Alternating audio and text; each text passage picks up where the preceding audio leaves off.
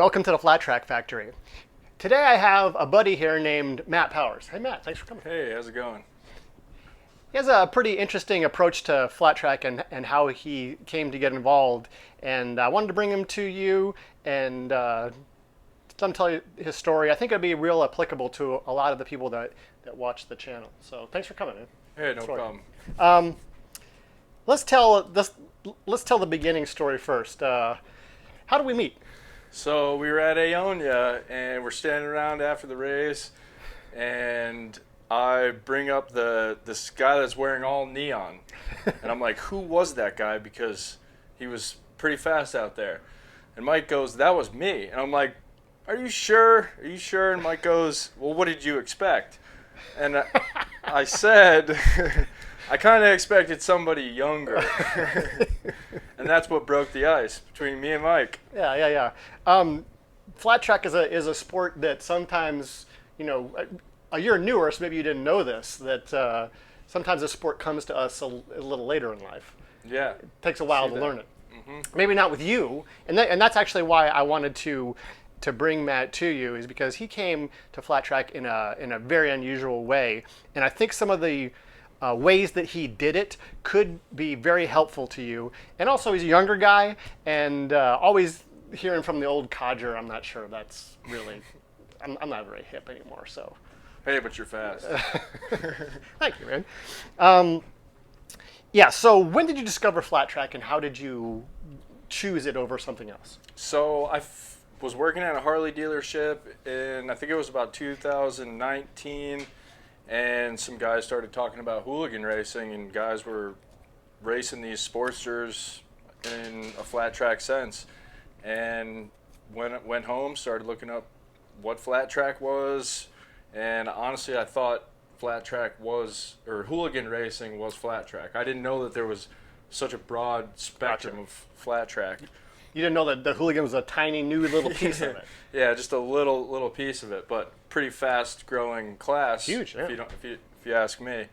I mean, I think it's kind of given new life to our sport, really. I mean, I haven't seen guys in their 30s picking this up. Yeah, on a framer or vintage. Yeah, it's a super popular sport. Sorry to interrupt. So keep going. Okay. You're at the dealership. Yeah, the guy started mentioning what flat track was. I went home, started looking it up.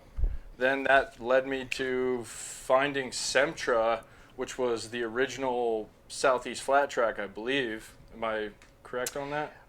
Yeah, it was about 20 years old, and it went for a good 10 years as a volunteer organization, and then it's kind of morphed into some other things. But yeah. Yeah, so then I pretty much found Southeast Flat Track, what it is now, on Facebook, and then that's where I met Mike and all these other great people through Southeast Flat Track. So you're probably saying, so what? You got a new guy. Well, but here's the thing: the reason I've brought him to you is he's incredibly fast, incredibly talented, and you can actually watch him take steps on the racetrack, and that's extremely unusual.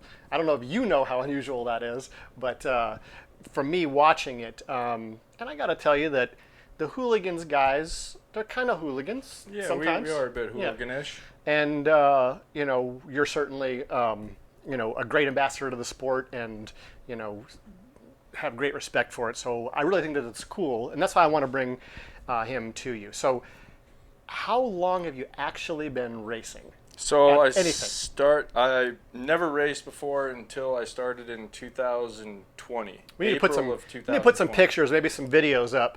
I'll try to stick them in here where you can look at how accomplished she is. It usually takes decades, right? To get to your level. One of the things that I've noticed about you is you ride all the time. I do. How big of a factor do you think that is in your success? I think it's a massive factor. I think seat time is the ultimate way to get better. You're not going to get better just sitting on the couch. You got to ride. Have you ever happened to run across a flat track presenter in the space that says anything like that? Like you should ride more? maybe ride something cheap that's easy to ride? Yeah, like an XR100. I think Mike has a cool video Yeah. about riding an XR100. That's one of the more popular videos on the channel. I'll put a card up here. You can click on that. Link down in the description. You can get to it later. Maybe you want to watch this story first. But he is a poster child for that point. And he has totally taken that to heart. I don't think that he knew about that video, or I even had that video out. So it's not like I'm responsible for it. But definitely took that to heart. And this is a key to a lot of y'all's success, is seat time is king. Everybody wants to stick a carb and a pipe and the big cam in their 450, which is way too fast for them to begin with. For sure. So getting an XR 100 and doing laps. How many laps did you say? I think last time we talked, you had just been up doing some incredible amount of laps. How many laps did you do that one day? I think that one weekend, I think I did like 1,200 laps. How long does it take you to do 1,200 laps? So this guy has brought a level of commitment to the sport, and I don't want to beat you guys up, but you gotta ride. Let's get to the track. And in this day and age, there is so much more opportunity to ride. There's practice days or track days. Plenty of places. Yeah, there's so many places around. You being from the younger generation, tell them how you can use the internet to find these things. So Facebook, you said, right? Facebook, yeah. Facebook's a great way. Instagram, there's always people posting races, posting where to ride, open practices.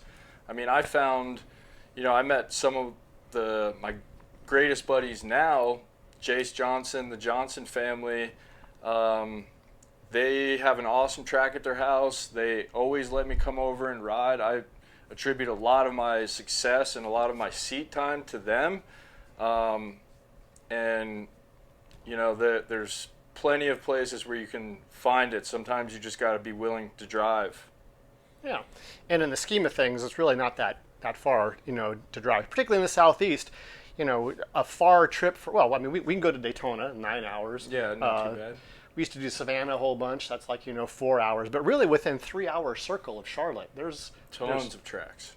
Yeah, and you'll find that as well. So the takeaway from this is, look for places to ride something cheap that's reliable and is close to the ground. XR 100. You fall over, it's usually funny, rather than expensive and painful. So I think that's the takeaway.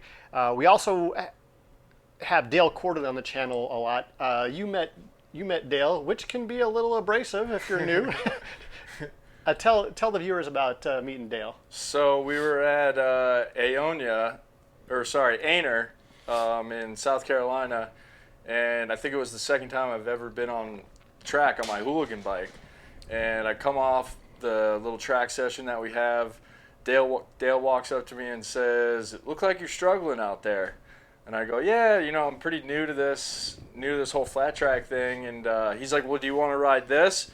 And it's a Bull Taco frame with a TT500 engine in it.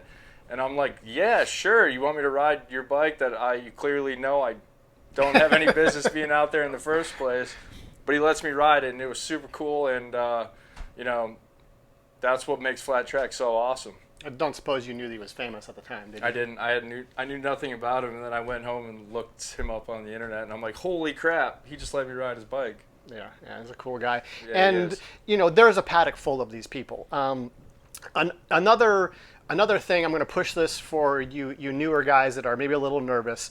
Go to the track. Look for a young guy with a smile. Look for a guy with gray hair who can haul ass. These people have passion and experience, and you grab a rag and say, "I want to help," you'll be best friends. You can learn about the classes, the bikes. You can learn about where to ride, when to ride, what gear to wear. It's a huge happy community. We never fight with each other. No, best camaraderie I've ever found in a group of people. Yeah, I mean we may get mad at each other and but we're just super friendly people. We'd love to have participation. So that's why I wanted to bring Matt to you to talk about it from a different in a younger, fresher perspective.